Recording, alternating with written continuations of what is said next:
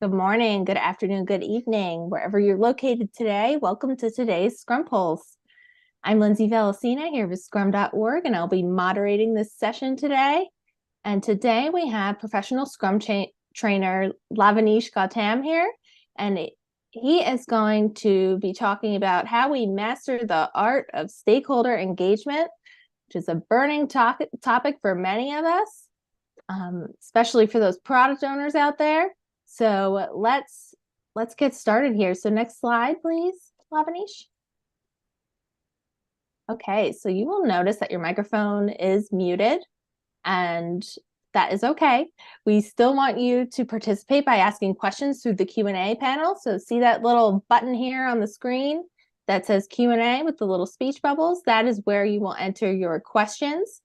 And we ask you to keep those questions in there. If you have technical questions, you can ask those in the chat, but please try to keep all your questions in the Q&A, because if we do not get to all of them, we will figure out a way to get those addressed in another format later. And then this session is being recorded. So the recording and the slides will be available within 24 hours. You will get an email in your inbox with the link to that. So next slide, please.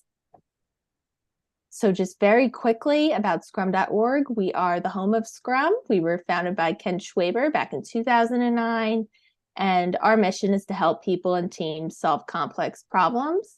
We do that through our professional Scrum training, certification, and ongoing learning offerings. You will notice on our website there are a ton of free resources for you to self-learn in addition to our training.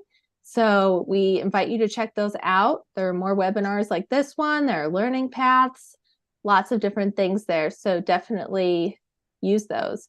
And we hope that this session today also plays a part in that ongoing learning journey.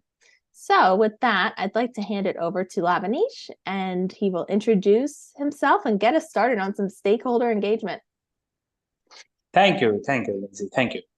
Okay, so hello. First of all, thanks a lot for everyone who are spending their time, valuable 1 hour, and listening to us, asking the questions. So big thanks for all those people. So guys, before we move ahead, I would like to briefly introduce myself. I will not take much of the time. Okay, so my name is Lavaneesh Gautam. I am born and brought up in India, but currently live in United Kingdom, UK. And I am working towards a mission, and my mission is I want to help people, teams, and organizations in delivering the great outcomes. As you can see, that it is not about delivering the great outputs. My focus is the great outcome, so that which is more about the way people see the things. Okay, is the way people get some kind of value as well. That's what my key focus is. If you want to know a little bit more about me, you can always scan me, which is just below my picture. And also, if you want to know about my organization, which is Edge Agility Limited, which does all the coaching, consulting, and the training, you can scan the other code as well. So I will not take much of your time. And what I will do is I will just move ahead and start talking about why you are here. Okay, so first, before we even talk about how to engage our stakeholders, let's regroup and just talk about that. Okay, who the stakeholders are, because it's a very generic term. Okay, and the way how I see it, stakeholders are people, the group of people as well. Okay, who gets impacted by our decision, but also they influence our decision making as well. So I consider it a two-way road. Okay, so as you can see in this picture itself, that there are many people who helps us in taking that decision. For an example, leaders and the managers, executives within our organization, they decide budgets, they help us in setting up the strategy. Those decisions actually help us in taking our decisions as well. Okay, but then once we take those decisions, those output and outcome of those decisions also impact the other people as well. So for an example, our customers, our users, the features that we deliver, the products that we create, sometimes the quality of our product as well. They use directly impact our customers and their users, and indirectly impact other people as well. Okay, so this is how I see this, as that anyone who can impact our decision and anyone who can be impacted by our decisions, I consider them as a stakeholder. Okay. Now, what is the stakeholder engagement then? Okay. Because it's a very, again, a very broad term, and you can see that, oh, I can have so many different stakeholders. And stakeholder engagement is pretty much about that. We can't keep all the stakeholders happy. Okay, so what we need to do is we need to understand the right stakeholders at the right time. We need to understand their needs, their motivations. And what we need to do is we have to communicate with them accordingly. We have to engage them accordingly. They need certain information from us, and also we need some information from them as well. Okay, so stakeholder engagement is all about identifying the stakeholders, understanding their needs, and then keep engaging them. So I try to put this into some kind of, you can say, the picture. We love pictures, isn't it? It helps us in understanding the thing. So I consider stakeholder engagement as a 4-step process, which then also supported by this little loop which you are seeing at the top of it, which is about the inspect and adapt, which is, you can say, the one of the 3 things on which the Scrum is founded upon: empiricism. And we always talk about the empiricism is all about creating a transparent environment, which is creating opportunities for inspection adaptation. And stakeholder engagement is also a very big part of that. Okay, so the first step of stakeholder engagement is about stakeholder exploration, which in a simpler term, I can say identifying the right stakeholders. Okay, so we can have many stakeholders, isn't it? So this first step is all about doing a little bit of brainstorming and understand who are those people are. And the second step is about the stakeholder analysis. Now, this step is about, once we have identified our stakeholders, what do they need? Okay, what their goals are, what their motivations are. Okay, so this stakeholder analysis is about understanding those identified stakeholders much better.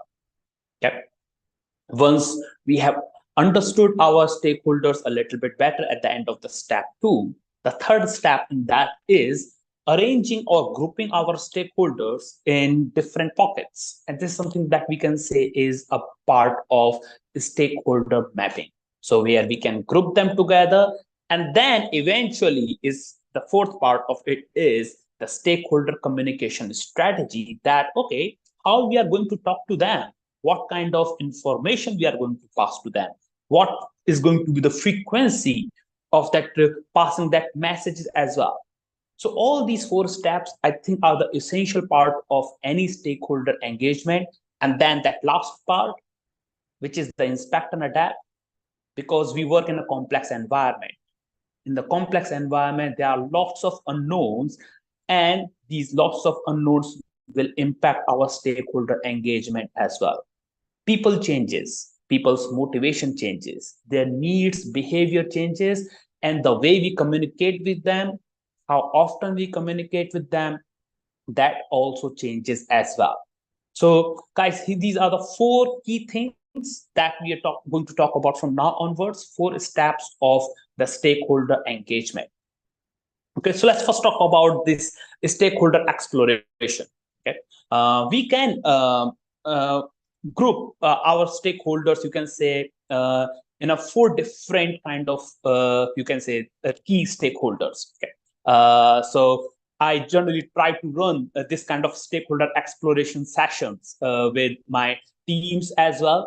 Okay, I don't just that would be one of the big tip. I would suggest that don't do this kind of stakeholder exploration by one person. Multiple minds are always helpful. Okay, and we can say that, okay, stakeholder could be 4 different categories. So first is the users. the people who actually uses our products and the services.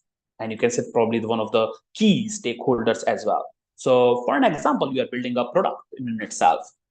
That product goes to certain customers, which is, let's say for an example, you are building a banking app. That banking app then will be going to be used by normal people like us.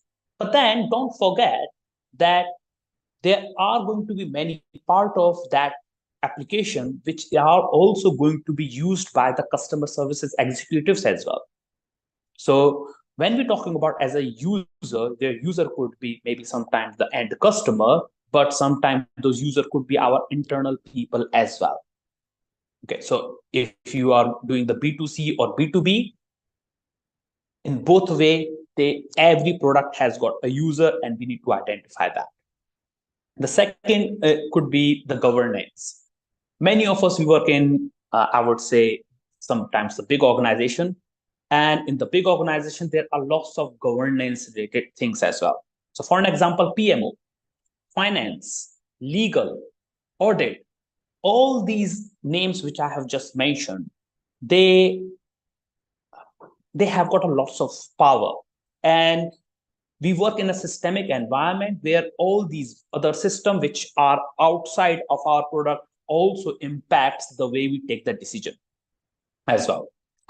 So for an example, finance, I have worked in many places where the finance department, they decided to cut the budget, and that directly impacts our timelines, and also that how many features that we can deliver as well.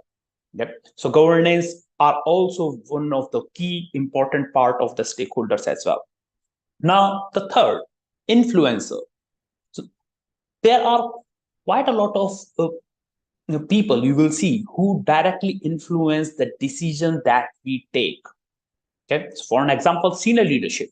Senior leadership, they sometimes set up the direction, and that direction help us in setting up our strategy in itself.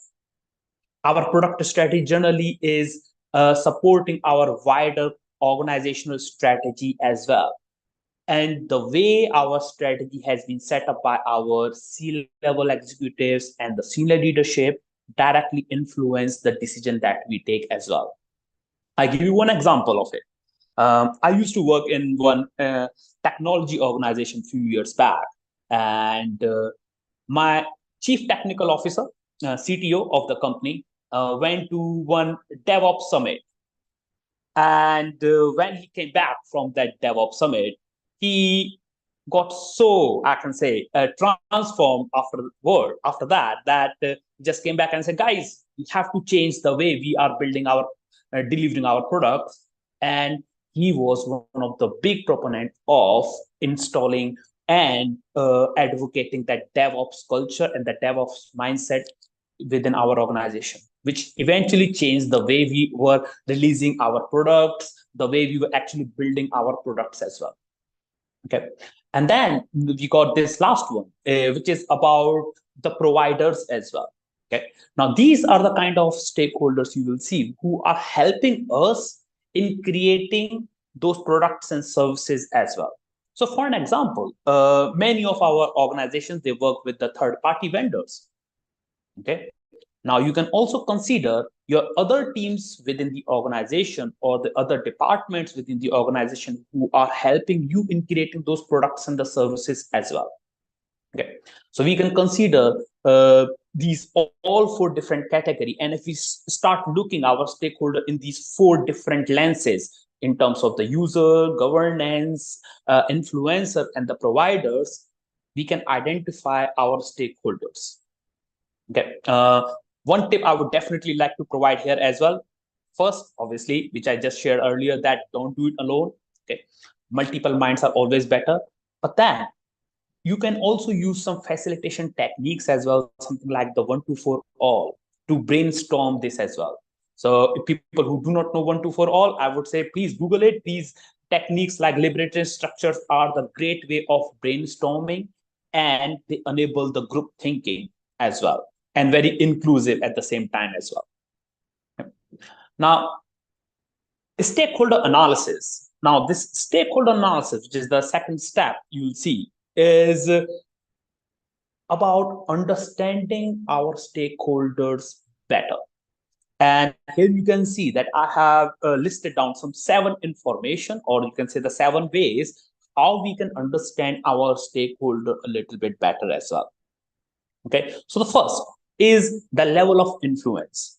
Not all the stakeholders has got the equal level of influence. So for an example, users of your product, yes, they are important stakeholders, but sometimes they do not hold that influence which can directly come to you and say, okay, change this feature or delete this feature or something like it.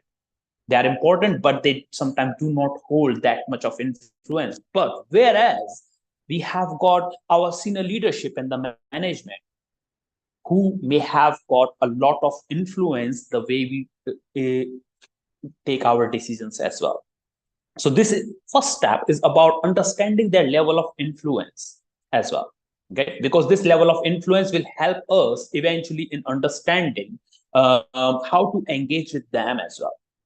Okay. Second, once we have understood our stakeholders once we have identified our stakeholders, they have got their different needs and goals as well. So I give you one story here. Okay, so I used to work as a Scrum Master in one organization, and in my that organization we used to do the annual objectives, but annual objectives were focused more around the individual goals. And I could see that these individual goals, annual objective kind of thing, they were coming in our way of collaborating and helping each other out. So it was not a massive company. So I had the access of the head of HR. So one day I went to my head of HR and said, hello, ma'am. I think we should change the way we are measuring our people's performance. And she said, okay, tell me more. And then I said that I think we need to move away from these individual objectives to actually start moving towards these team-based goals as well. So my approach was that, okay, have the 50% individual objective and the 50% team goals-based objective. And then she asked me a question. Okay, so what we will gain from this, Lavneesh? My typical answer was that, oh yeah, our people probably going to be more productive. It will help us in delivering better features, better quality. And I could sense that when I'm talking about these things, she was not very interested in what I was saying at that moment. And after a couple of minutes listening to me, she said that, oh, Lavneesh, I forgot that I have to go to a meeting. Can you please write all these things into an email and send it to me? At that very moment, I learned that, oh, I have lost her interest somewhere. And even if I write an email, I'm never going to get anything out of it as well. And that bothered me a lot. And when I was doing my own introspection at that moment, and I was thinking that, why the hell I was talking to head of HR in terms of the productivity, feature, and the quality? That are not her personal goals. That's not how she sees the success of her role and the job as well. And and I felt that, okay, how stupid was I when I was talking to her? And then I set up another meeting with her after some time. And this time, what I did was, instead of focusing on the quality, number of features, and all that, I focused that how that moving away from those individual objectives, the team-based objective, it is going to help people to be more collaborative, managing the conflicts better. It will enhance the team happiness, and eventually it will help us in retaining the talent. And that was something, one of the key goals of the head of HR, retaining the talent and reducing the churn rate of the employees, reducing that attrition rate. And this time I got the attention. So what I was trying to say here is, if we understand our stakeholders' needs and the goals, it will help us in engaging them a little bit better. Because if their interest and our interest matches, they will listen to us. Okay. So this second is more about that, understanding the goals, needs, and then eventually you can say that the challenges as well. What are the kind of challenges do they see in their job, in their role, in their departments, and things like that?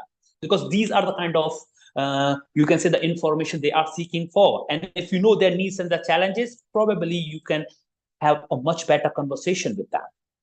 Okay. Now, fourth is also about who do they listen to. Okay. Because who do they listen to actually can influence their thinking and their goals as well. So understanding who your stakeholder listen to can be quite helpful for you to influence your stakeholders as well.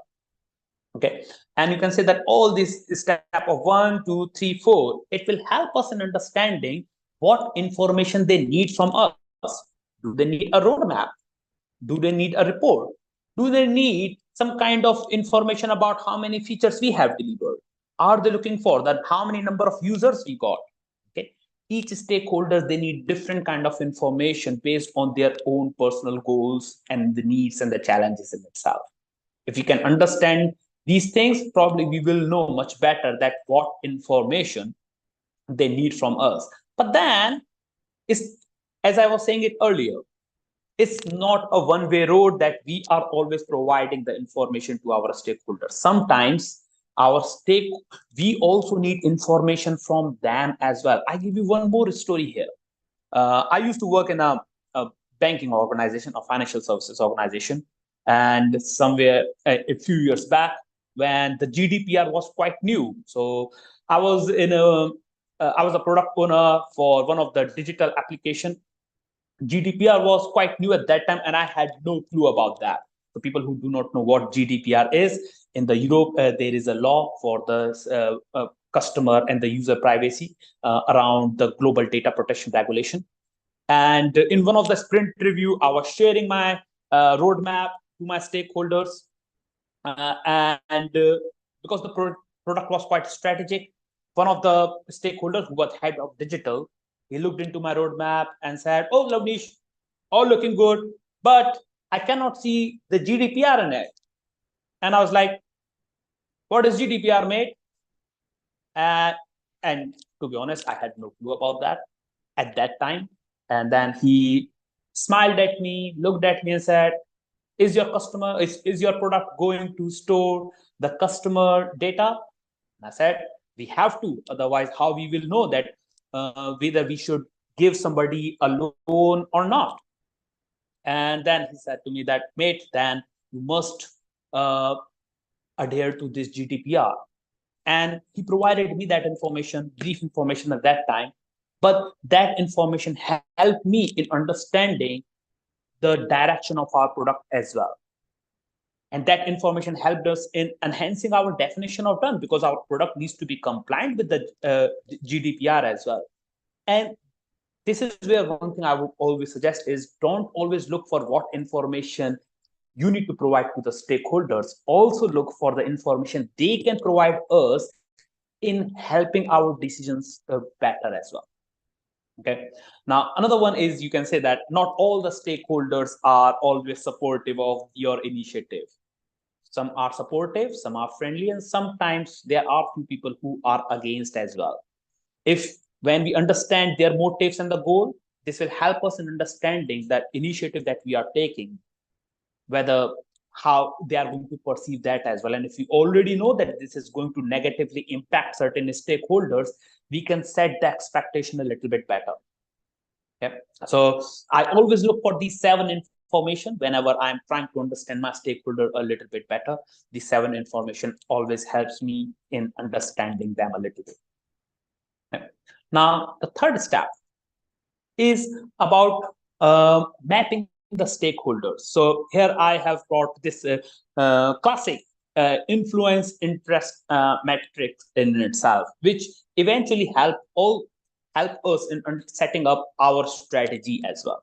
Okay, so for an example, influence is more about how much power these people have got in changing or taking our decisions. Okay, and the second thing you can say interest is more about that how much of detail they want to go as well. Okay, so based on this influence and interest, we can actually group our stakeholders as well. So for an example, I would say this one, which you see here. So the people who have got the high influence and the high interest in the features that we're delivering, the product that we are delivering. Okay, what we want to do is those are the kind of people with whom you want to spend a lot of time. You want to collaborate with those people. So for an example, you may be having the sponsor of your product, somebody who's paying the money, somebody who's holding the budget. Those are the people who are very having the high influence, but at the same time, they are also having very high interest in the success and the failure of your product as well. Probably if I'm the product owner, I would really love to have more one-to-one conversation with people like these. I will involve them in maybe creating my roadmap. I will involve them in creating my product strategy using the lean canvas, business model canvas, and maybe I will keep sharing them my roadmap as well. That may, is it looking good? Are we on the same page? Okay. So understanding the interest and influence can help me in understanding how much amount of effort I need to put to engage those people as well. Now, this state where the people who have got the high influence, okay, but low interest. Now, this is where you can see that there are lots of stakeholders who holds a lot of power. So I give you one example like governance. Okay, I have worked in banks a lot. Okay, and in the banks, it's not just about the product. They are legal, audit, okay, risk. There are some very powerful stakeholders out there as well.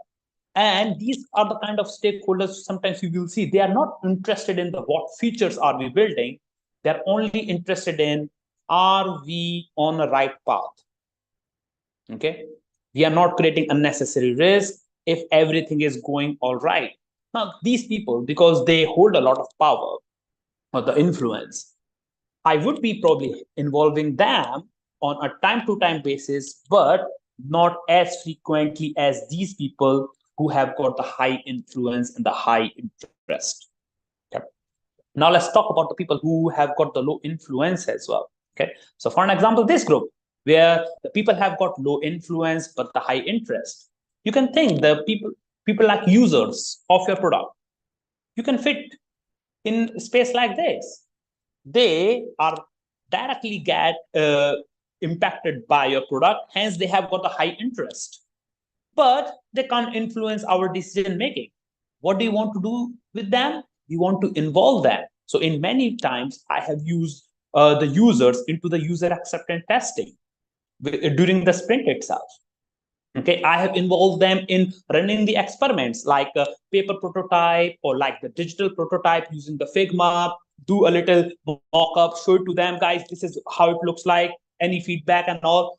I have run lots of those low cost experiments and run those experiments with those users and the customers as well. So what we want is we want to involve them because sometimes they have got a lot of knowledge as well. They may not have the influence. Maybe I'm not do a one-to-one with them, but I definitely want to involve them to know that yes, are we building the right product? Okay, does it going to serve their purpose, their needs as well? Okay, and then you will see that there are going to be quite a lot of people as well who has got very little influence and little interest, but they keep coming to you and say, okay, how's it going, is everything okay, and all kind of thing. And this is the growth you, I would say, you want to spend least time with. Okay, maybe a report is good enough for that.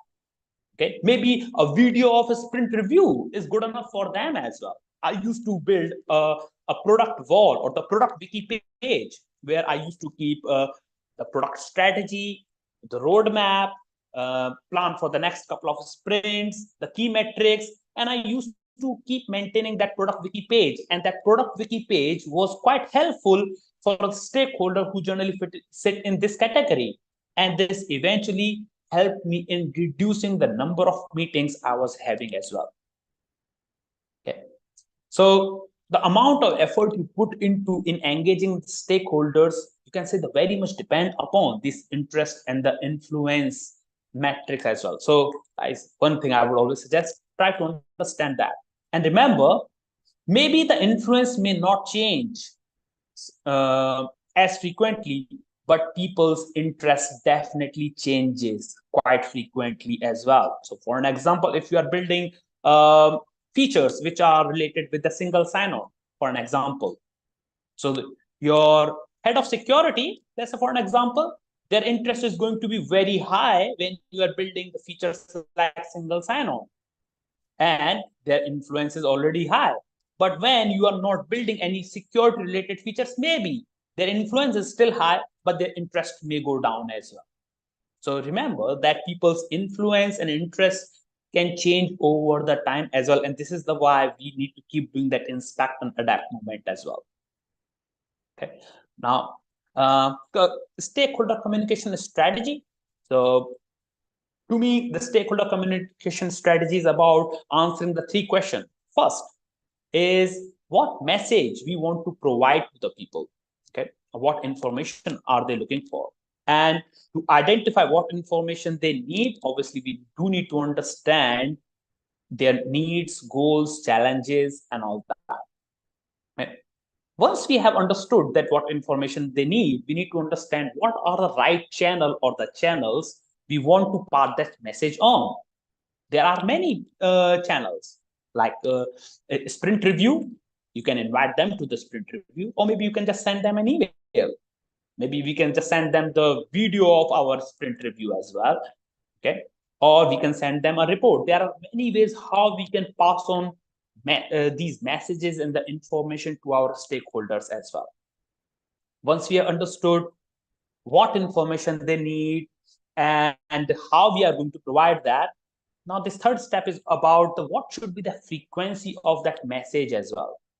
Some stakeholders, they need some information very frequently, and some stakeholders, they don't need that level of information very frequently as well.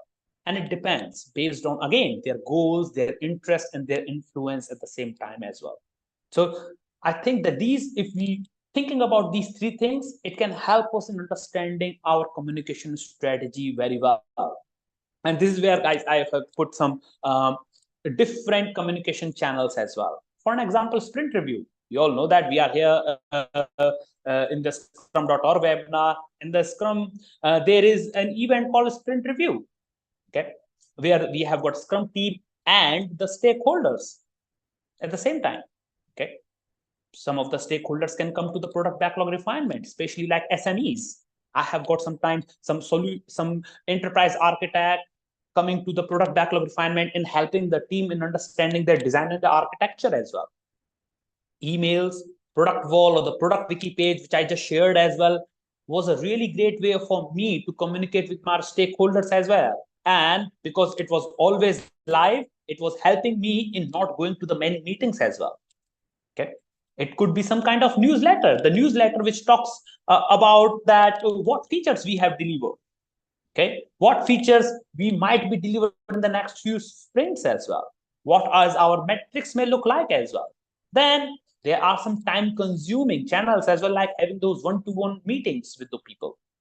Okay, remember, not all the stakeholders require the one-to-one meeting. Okay, sometimes we can do the group meetings as well, where we are having the lots of stakeholders, like you can say some kind of steering committee kind of thing, where we have one person and then multiple people, and we can engage few stakeholders like that as well. So again, there are many communication channels which we can use to reach out to our stakeholders as well.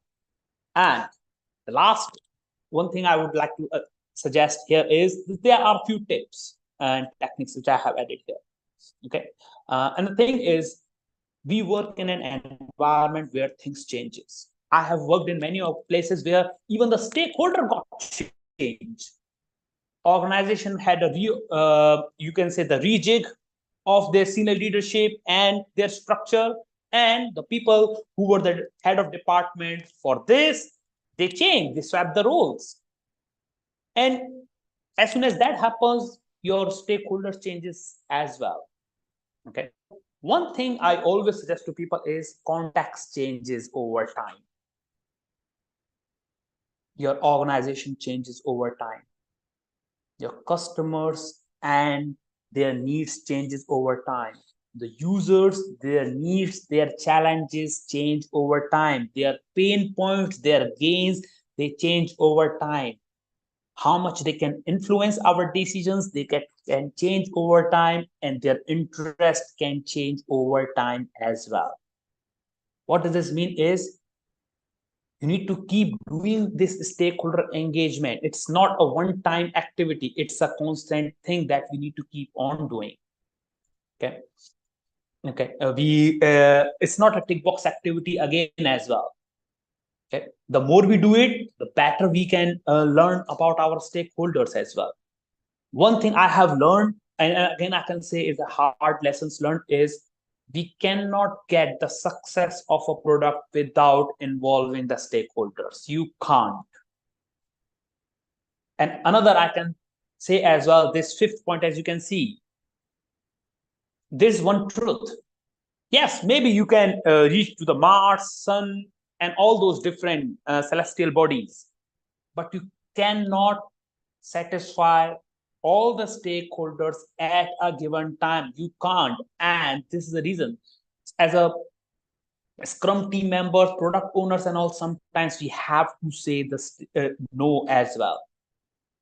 We have to understand their influence, interest, and we need to identify the right stakeholders at the right time and choose the right strategy as well at the moment.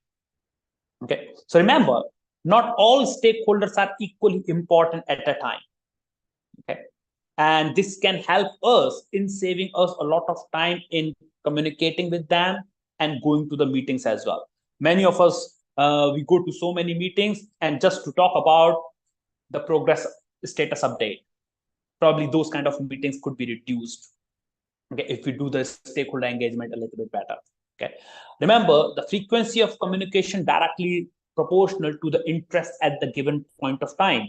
If their interest is less, probably you are not going to have as often one-to-ones as you used to do when their interest was very, very high. Probably it will going to be a little bit less. Okay, and then remember that the stakeholders and goals and changes, they are aligned.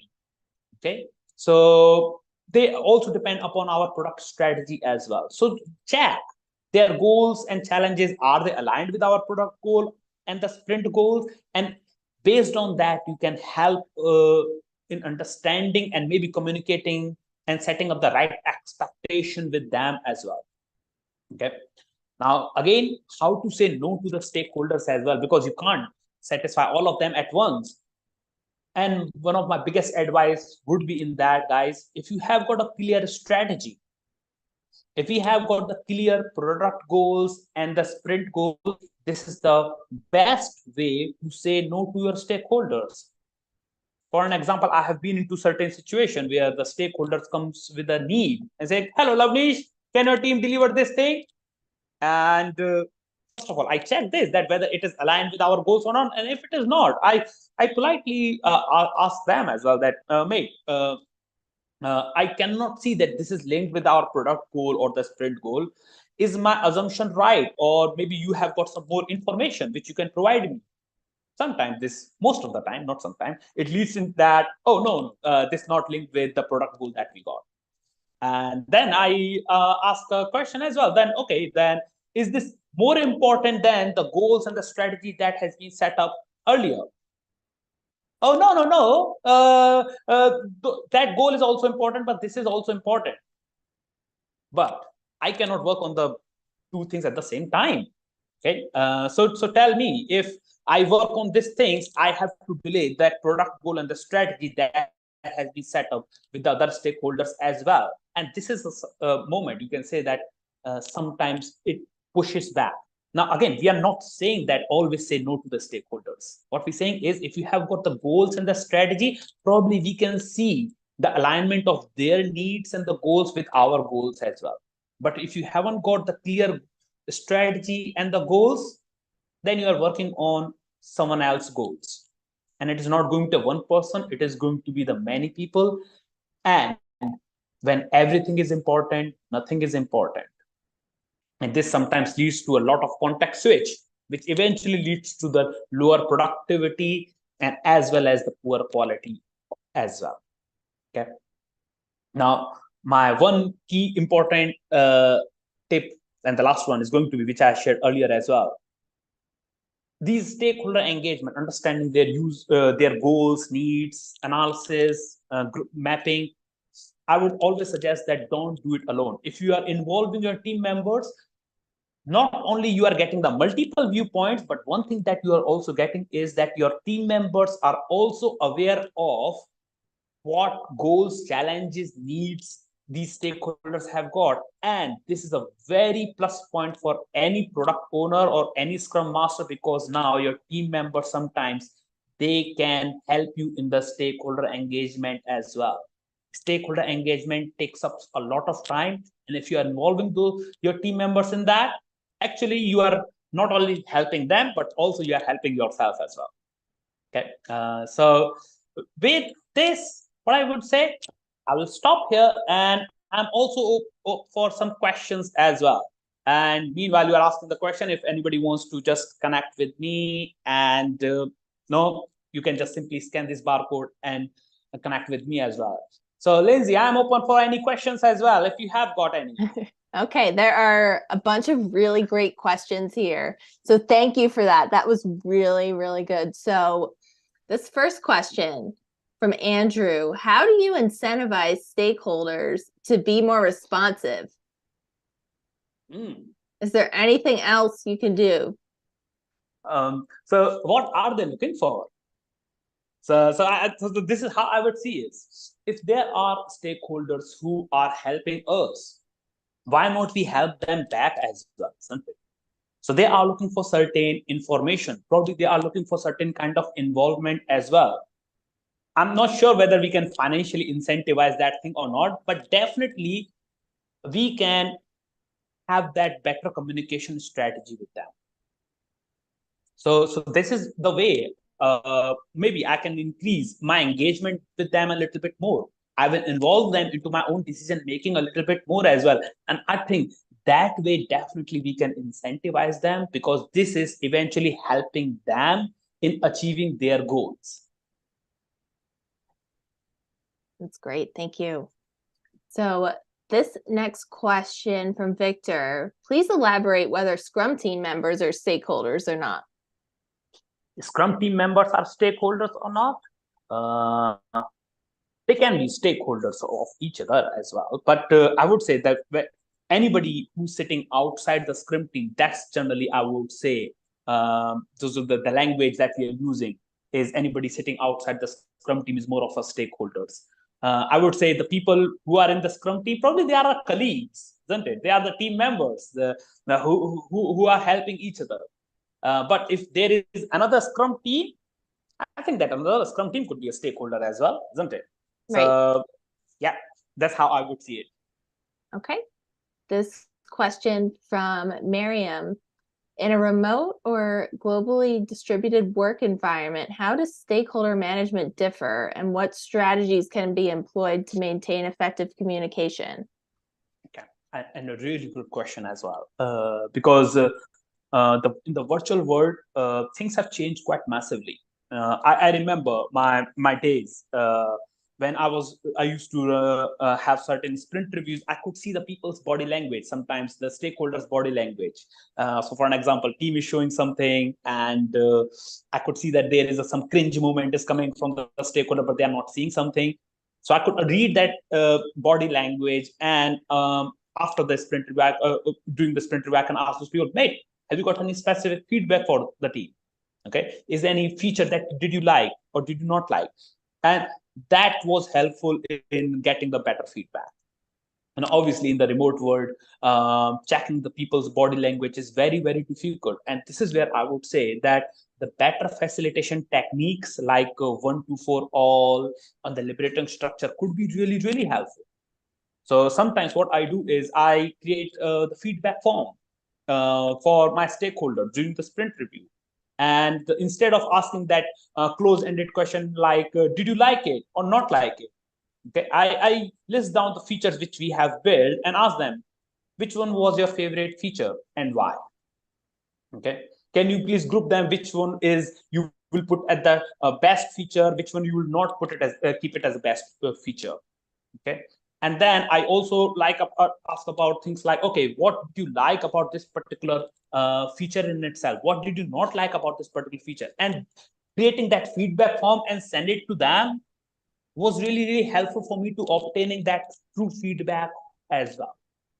So this is where I would say that we need better facilitation techniques in involving our stakeholders and obtaining the feedback from them, the information they are looking for as well.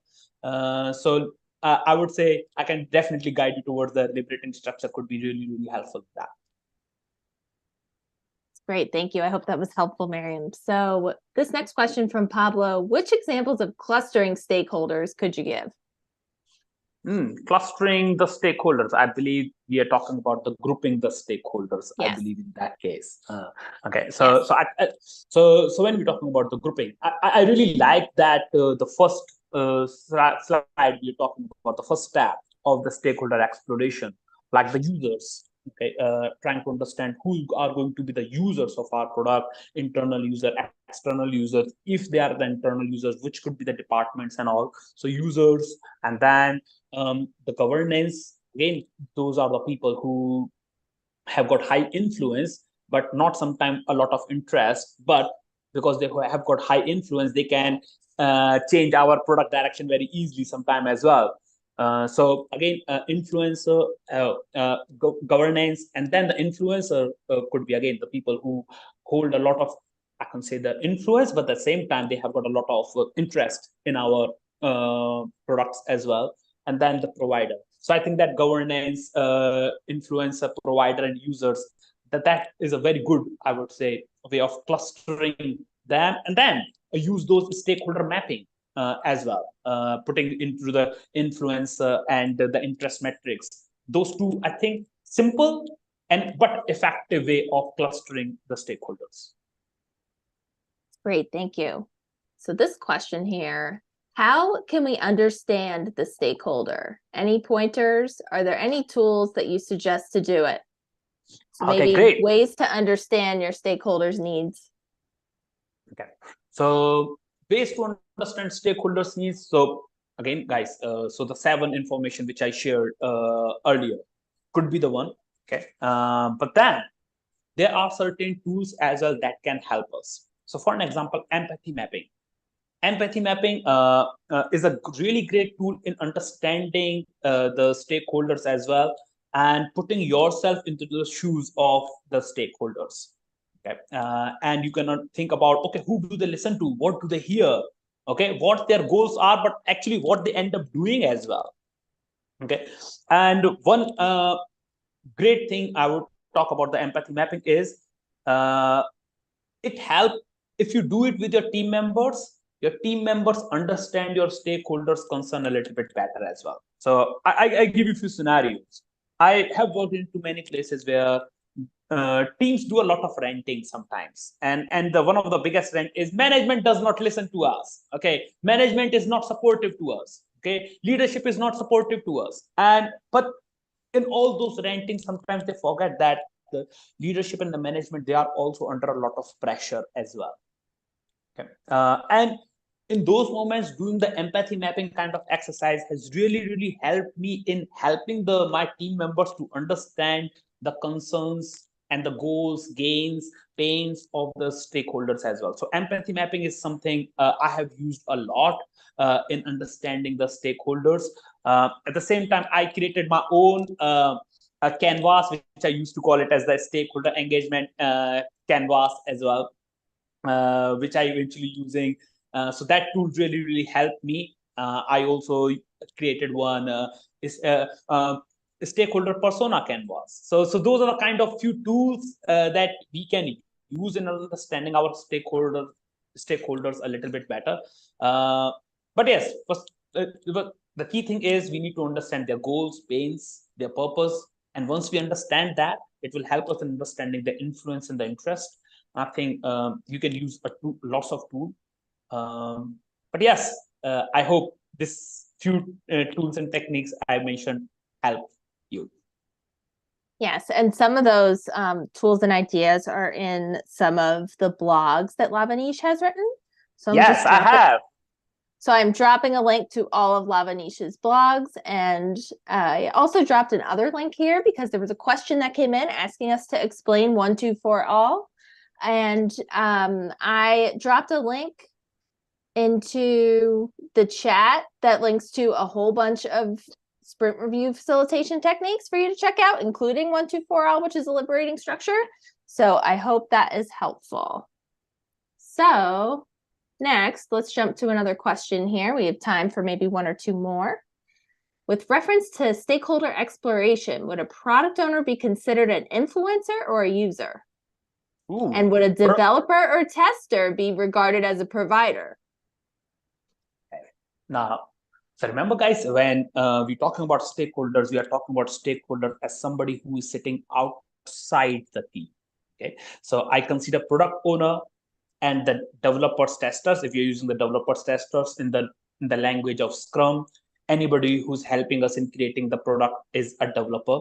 So we call them as developer only. So okay, so the product owner developers, they're part of the Scrum team.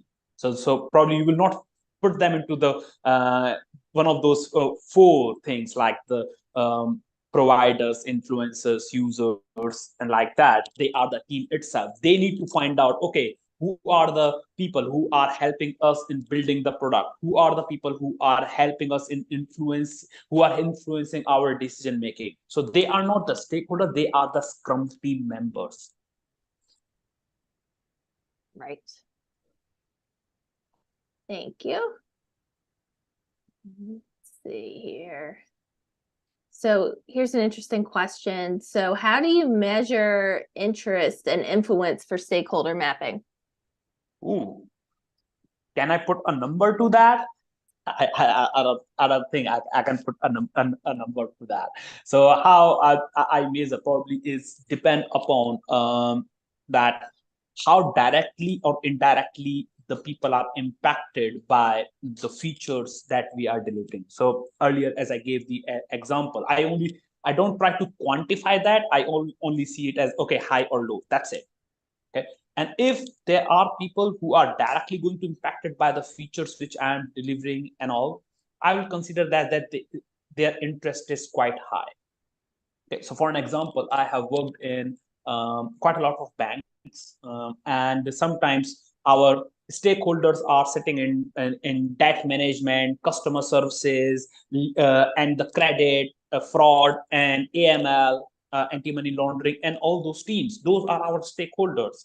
So if I am building a feature which is talking about what kind of data we are providing to the debt management team, I know that the people who are in the debt management, the users, they're directly having the high interest in the features which we are building. And also maybe the department head and the managers within that debt management department, those people not only having the high interest, but also the high influence as well. So instead of focusing a lot on the quantifying in it, I just try to see that, okay, it is high or low. And I think it again is simple but yet effective way for me to understand the interest of the people. That's great. Thank you so much. All right. I think we have time for 1 more question, and then we're going to need to close. This hour has gone by very quickly. Yes, it has. So we have a couple questions that are pointed at this topic here. So from the perspective of the Scrum team, which roles should be leading stakeholder engagement activities? Does this go into the product owner responsibilities, or can it be somebody else? Really good question as well. And I would say it is context dependent a lot. Yeah. Now, having said that, I always see that stakeholders are really, really key in delivering the value, or sometimes they directly get impacted by the value that we are delivering. And the role in the Scrum that we have got, which is in charge, you can say, of the value, is the product owner. So Right. So logically, sometimes it looks like that, yes, the product owner is the key person for doing the stakeholder engagement and all. But thing is, as a product owner, that's not the only thing that we are doing. We have to build the strategy. We also need to understand the users and the customers. We have to build the roadmaps. We have to talk to so many people, and I can bet you they need help. And I always suggest the Scrum team should also helping, and especially Scrum team members like Scrum Master and the developers, they should be helping the product owner in the stakeholder engagement as well. Yes, maybe the product owner, they are maybe you can say holding them accountable for the stakeholder engagement, but I can say the entire Scrum team is responsible for that. To be honest, because it's very time consuming activity, and if the product owner only doing the stakeholder engagement, sometimes what they're not doing is they are not spending enough emphasis on the product strategy kind of thing, which eventually leads into we are working on 100 things at the same time and nothing is getting delivered. Great, thank you. All right, so we only have a couple minutes left here. So is there anything you want to leave everyone with, Lavaneesh, before we close? One thing I would again say is, guys, don't do stakeholder engagement related thing alone. Multiple minds always helps. If you're involving your team members in this activity, your team members, they will know the goals and the needs as well. And if they know the goals and the needs and the problems of the stakeholders, probably they can serve it a little bit better. Don't just give the solutions to be built to your team members, give them the problems and the needs. And that this thing invokes innovation and ideas. And that's what we need from our developers. So if they know our stakeholders a little bit better, I can say definitely they will be better in serving those stakeholders as well. Definitely. That's great advice. Thank you. All right. So thank you so much for this. If you just want to flip to the closing slides here, that'd be great. Yeah. So please stay connected with the Scrum.org through our social media channels, our blog, and our webcast series. We run these pretty frequently, so please stay up to date on that. And thank you so much, Lavaneesh, for your time. And we do have a very short survey at the end of this. Once you log off, if you could please share your feedback, we would really appreciate it for those that are here in the Zoom. And thank you everyone for attending today, and Scrum on. Scrum on. Thank you.